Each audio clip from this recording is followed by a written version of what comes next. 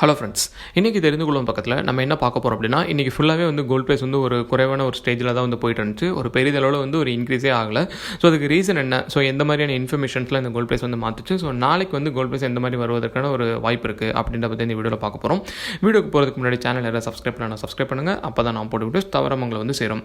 Okay, so first வந்து பார்த்திங்கன்னா US dollar வந்து கோல்ட் ப்ரைஸ் ஒரு அவுன்ஸ்க்கு $1897 வந்து ட்ரேட் ஆகிட்டு இருக்கு. ஸோ இது வந்து பார்த்திங்கன்னா கிட்டத்தட்ட காலையிலேருந்தே இந்த ரேஞ்சில் தான் வந்து போயிட்டுருக்கு. முன்ன பின்ன ஒரு $3 $4 தான் வந்து மாறி போய்கிட்டு இருக்கு. ஸோ அதனால் ஒரு பெரிய மூவ்மெண்ட்டே இல்லை. ஸோ ஏன் அப்படின்னு சொல்லிட்டு வந்து பார்த்தீங்கன்னா, டாலர் இண்டெக்ஸ் ஸோ DXY வந்து ஸ்ட்ராங்காக இருக்குது. ஸோ காலையில் வந்து நம்ம வீடியோவில் பார்க்கும்போது 0.2% கூடியிருந்த டாலர் இண்டெக்ஸ் இப்போ வந்து 0.52% வந்து இன்க்ரீஸ் ஆயிருக்கு.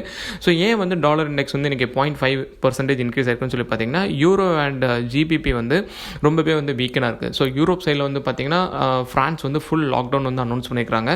ஃப்ரான்ஸ் மட்டும் இல்லாமல் யூரோப்பில் வந்து முக்கியமான 8 சிட்டிஸ்க்கும் வந்து இந்த லாக்டவுன் வந்து எக்ஸ்டெண்ட் ஆயிருக்கனால யூரோ வந்து கம்ப்ளீட்டாகவே வந்து டவுனாக இருக்குது. ஸோ இன்றைக்கி யூரோப் ஸ்டாக் மார்க்கெட் வந்து பார்த்திங்கன்னா ஃபுல்லாகவே டவுனாக பெர்ஃபார்ம் ஆனனால US டாலர் வந்து இன்றைக்கி யூரோக்கு அகேன்ஸ்டாக வந்து ஸ்ட்ராங்காக இருக்குது. இது மட்டும் இல்லாமல் வந்து UK சைடில் வந்து பார்த்திங்கன்னா லண்டனில் வந்து மறுபடியும் வந்து லாக்டவுன் வந்து கொண்டு வர போகிறாங்க. ஸோ வீக்கெண்ட்லேருந்து கொஞ்சம் இன்டென்ஸ் லாக்டவுனாக இருக்கும் அப்படின்ற அனௌன்ஸ்மெண்ட் வந்ததுலேருந்து GBPயும் வந்து US டாலருக்கு அகேன்ஸ்ட் வந்து கம்மியாக இருக்குது.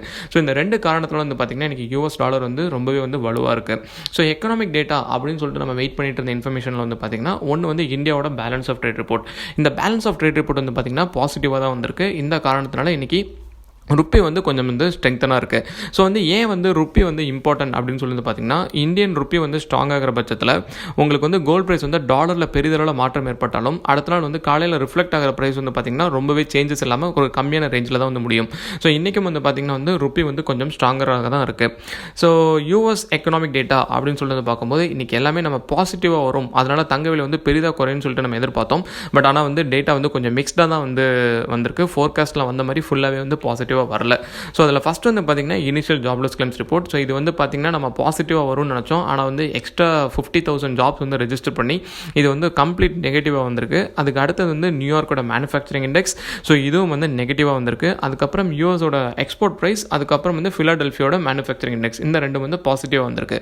ஸோ வந்து US எக்கனாமிக் டேட்டா வந்து ஒரு மிக்ஸ்டு மூடில் வந்தனால ஃபர்தராக வந்து கோல்ட் ப்ரைஸ் வந்து கம்மியாகிற மாதிரி ஒரு சுச்சுவேஷன் வரல. இது வந்து கோல்ட் ப்ரைஸ் வந்து கொஞ்சம் உயர்த்துற மாதிரியான ஒரு சுச்சுவேஷனுக்கு வந்து தள்ளிடுச்சு.